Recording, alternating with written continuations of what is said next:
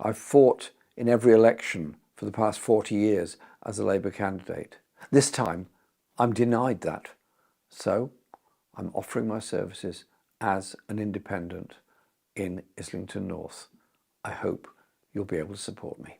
I'm looking forward to the PhDs that are going to be written, that are going to analyse what happened in the Labour Party, that welcome Tory MPs who had voted for all of the horrible legislation introduced by David Cameron, Theresa May, Boris Johnson and Rishi Sunak.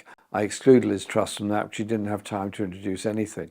They've been welcomed, whereas Labour MPs like me have been removed from the party. Doesn't that say something about the principles on which we're operating? When I stepped down as leader of the Labour Party, the party membership was hovering around 600,000, the largest membership it had ever had. Money came in large amounts from very small donations from a very large number of people. Since then, party membership is much smaller and much more money comes from very wealthy donors. The democracy in the Labour Party has been under sustained attack. Many Labour Party members have been suspended or expelled. Local parties have often been denied the right to choose the candidate they want, and despite promises that were made, candidates have been imposed on people in constituencies. Democracy is not always easy, it's often complicated, but it's more important and more vital than the headline of tomorrow or the ease of somebody sustaining their power today. I joined the Labour Party as a young man in 1966, and I frequently disagreed with the party's policies. For example, over the strategy on the Vietnam War of the Wilson government of that time. I disagreed with Tony Blair on the war in Afghanistan, in Iraq, and on his proposal to increase student fees. I wasn't expelled from the party, I wasn't suspended from the party. I was recognised as having a legitimate voice, along with a large number of other people. If you start shutting down dissent and preventing people from speaking out, it's not a sign of strength, it's a sign of weakness. A sign of strength is when you can absorb and listen to the other person's arguments.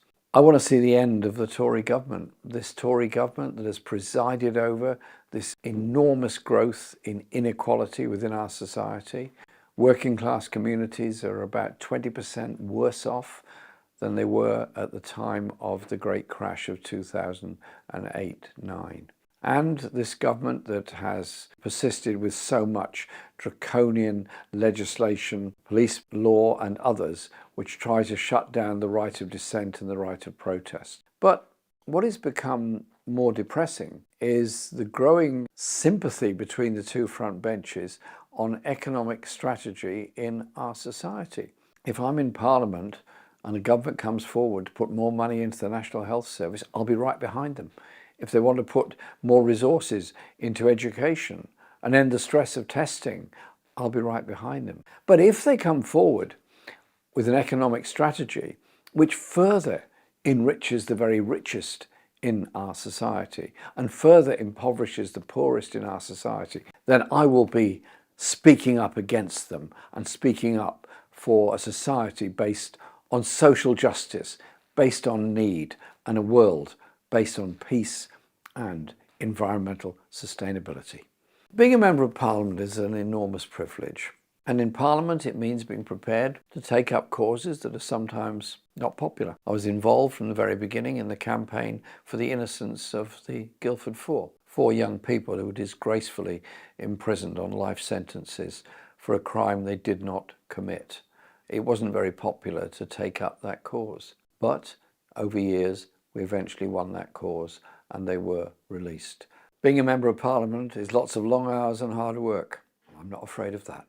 This election is obviously a very important one, and defeating the Tory government is very important. But there's many diverse forces that are opposing this Conservative government.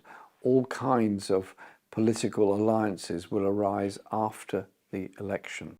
I say to socialists all over the country, stick to your principles, carry on campaigning in all the social justice and peace causes you do, and also participate in the election so you can advance the ideas of a socialist society. To the people of Islington North, thank you for your support. Thank you for all you've taught me over the years. It is a wonderful community, cohesive, united, determined to bring about social justice. Yes, we have huge issues to deal with, but we deal with those together.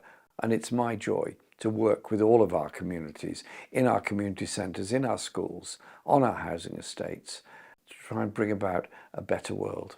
Our campaign, and it is ours, not just mine, for the general election, is going to be people-powered. Check it out on votecorbyn.com and join in. Together, grassroots politics here in Islington North will get into Westminster. In my experience, the media very seldom give a fair hearing to radical politicians or radical politics. But in DDN, we have a media that is open, that is progressive, and allows people to speak, allows their voice to be heard. So if you can, support Double Down News on Patreon.